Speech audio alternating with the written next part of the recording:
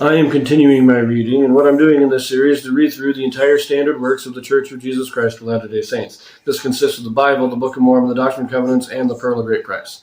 I'm reading in a chronological order of events, not according to publication or volume, so I will be skipping around just a little bit as I move along. Now, I am right now finishing off Deuteronomy. This will be the last chapter, chapter 34. But I wanted to mention, this is what we're going forward with. After I finish Deuteronomy, then we do Joshua, and then we'll start skipping around a little bit more during the time of the Judges, and even more as we go into Kings. But this is our last chapter in Deuteronomy. Deuteronomy chapter 34. Moses sees promised land and is taken by the Lord. Joshua leads Israel. Moses was Israel's greatest prophet. And Moses went up from the plains of Moab unto the mountain of Nebo, to the top of Pisgah, that is over against Jericho. And the Lord shewed him all the land of Gilead unto Dan, and all Naphtali, and the land of Ephraim and Manasseh, and all the land of Judah, unto the utmost sea, and the south, and the plain of the valley of Jericho, the city of palm trees, unto Zoar. And the Lord said unto him, This is the land which I swear unto Abraham, unto Isaac, and unto Jacob, saying, I will give it unto thy seed. I have caused thee to see it with thine eyes, but thou shalt not go over thither. So Moses, the servant of the Lord, died there in the land of Moab, according to the word of the Lord. And he buried him in a valley of the land of Moab, over against Beth Peor. But no man knoweth of his sepulchre unto this day. And Moses was 120 years old when he died. His eye was not dim, nor his natural force abated. And the children of Israel wept for Moses in the plains of Moab 30 days. So the days of weeping and mourning for Moses were ended. And Joshua the son of Nun was full of the spirit of wisdom, for Moses had laid his hands upon him. And the children of Israel hearkened unto him, and did as the Lord commanded Moses. And there arose not a prophet since in Israel like unto Moses, whom the Lord knew face to face, in all the signs and the wonders which the Lord sent him to do in the land of Egypt to Pharaoh, and to all his servants, and to all his land, and in all that mighty hand, and in all the great terror which Moses shewed in the sight of all Israel. So Moses showed him everything. Gilead unto Dan.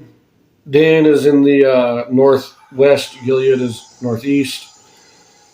Going down to south, the plain of the valley of Jericho, the utmost sea. I believe that is talking about, let's see here, the Mediterranean. So from the land of Judah unto the utmost sea again. We're in the southeast to the southwest. He sees the whole thing. And then he dies. But does he die? Because as it says, no man, God takes him up. No man knows where he's buried. This chapter is an addition not written by Moses, clearly, because this was written after Moses is gone. This is probably the only portion of the 5 books of Moses that we can say definitely Moses did not write this. It is an appendix kind of thing, not an appendix, but a epilogue that is added to the end after Moses died to close out Moses' story.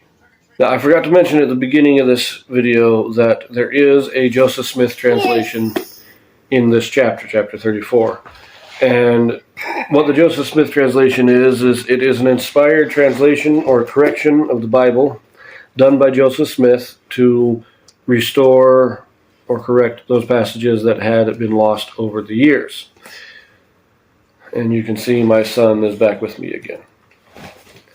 Now, in this chapter, there is one verse that Joseph Smith did correct. And this is verse 6. Now, the original verse, as we have just read, it says, And he buried him in a valley in the land of Moab, over against Beth Peor. But no man knoweth of his sepulchre unto this day. Joseph Smith alters this. He corrects this, saying, it now says, careful. For the Lord took him unto his fathers, in a valley in the land of Moab, over against Beth Peor. Therefore no man knoweth of his sepulchre unto this day. So, this tells us that Moses was indeed translated. He wasn't buried. Took him unto his fathers.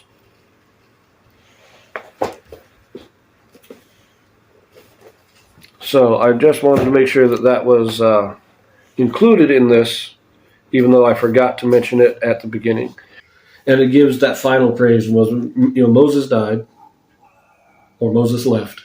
We know Moses didn't actually die. He was translated because he appears on the Mount of Transfiguration to confer the keys onto Peter, James, and John. And this is done before Christ dies and is resurrected himself. And therefore Moses, in order to pass on the keys, had to have a physical body, and therefore had to have been translated in order to do this before the resurrection. But the people, they just know Moses went up into the mountain and never came back. And so they record it saying, God took Moses. We don't know where he buried him. We don't know where it is. We just know that God took him, and we're going to assume that he's dead.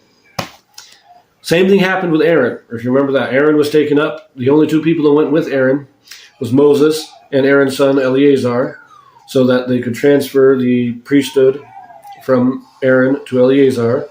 And then Moses and Eleazar came back down, and Aaron just disappeared.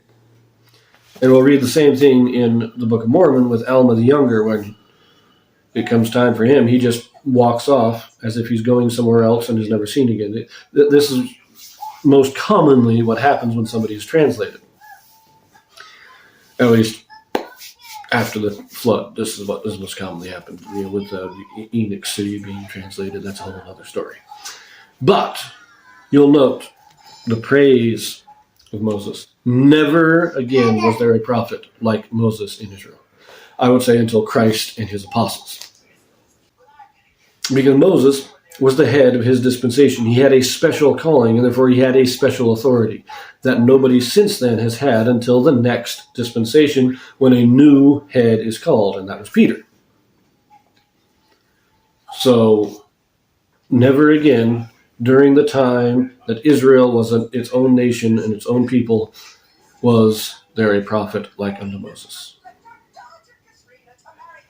So, great praise for Moses, and he definitely deserved it. But we are going to end this here, and we will see what the next video holds.